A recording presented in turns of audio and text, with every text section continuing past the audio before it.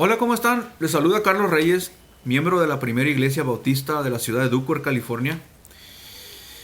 En esta mañana vamos a estar meditando en la palabra del Señor en el libro de Mateo, capítulo 25, partiendo del versículo 14 al 30.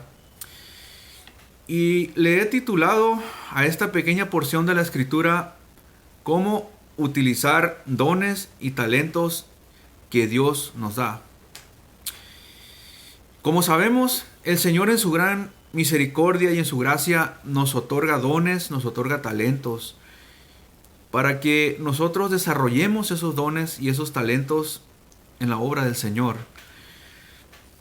En esta porción de la Escritura, el Señor nos enseña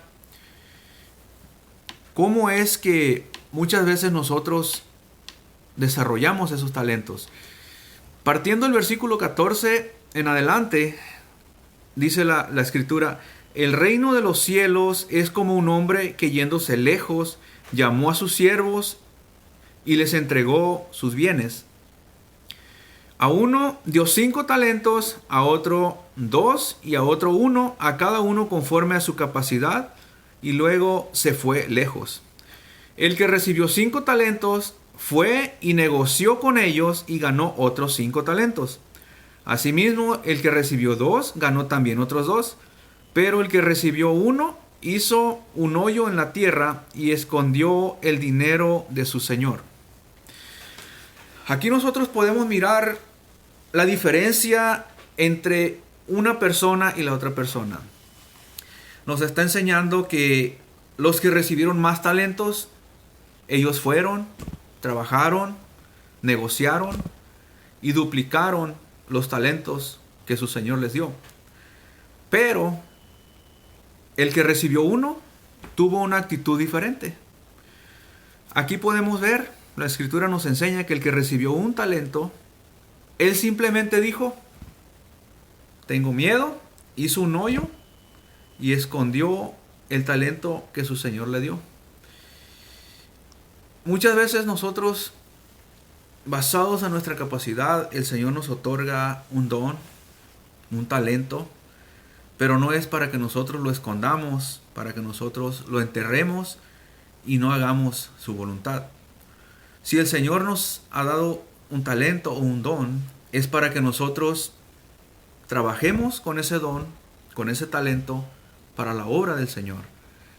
El Señor sabe cuál es la capacidad de cada uno de nosotros. Basado en esa capacidad, el Señor nos va a dar encomiendas, nos va a dar talentos, nos va a dar dones para que los desarrollemos.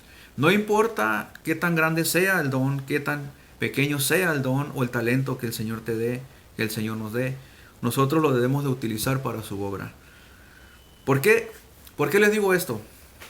Porque la consecuencia de no desarrollar el don o el talento que el Señor nos da es grave. La Escritura nos enseña más adelante cuáles son las consecuencias de no utilizar los dones y los talentos que el Señor nos da y nos proporciona. Más adelante nos enseña la palabra del Señor cuáles son las consecuencias. La persona que recibió solo un talento, el Señor le respondió: siervo malo y negligente, sabías que ciego donde no sembré y que recojo donde no esparcí. Por tanto, debías haber dado mi dinero a los banqueros, y al venir yo hubiera recibido lo que es mío con los intereses. El Señor lo está confrontando como siervo malo por no haber trabajado, por no haber desarrollado el talento que se le entregó, que se le otorgó. Pero más adelante, la palabra es fuerte y nos enseña, dice: quitadle pues el talento y dadlo al que tiene 10 talentos. Porque al que tiene, le será dado y tendrá más. Y al que no tiene, aún lo que tiene, le será quitado. Hermanos, la consecuencia es muy dura por no hacer la voluntad del Señor. Muchas veces por pereza, muchas veces por miedo, nosotros nos quedamos sentados en las bancas escuchando y no actuando, no desarrollando el talento que el Señor nos dio en su obra, en la iglesia, en la familia del Señor. Hay mucho por hacer. La obra del Señor es grande y nosotros debemos de desarrollar todos los talentos, las habilidades que el Señor nos proporciona. Él nos da talentos para que nosotros trabajemos para Él, para que nosotros hagamos su voluntad.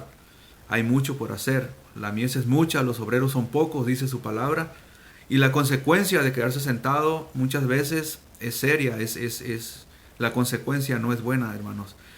Y por último dice, y al siervo inútil echarle en las tinieblas de afuera, y allí será el lloro y el crujir de dientes.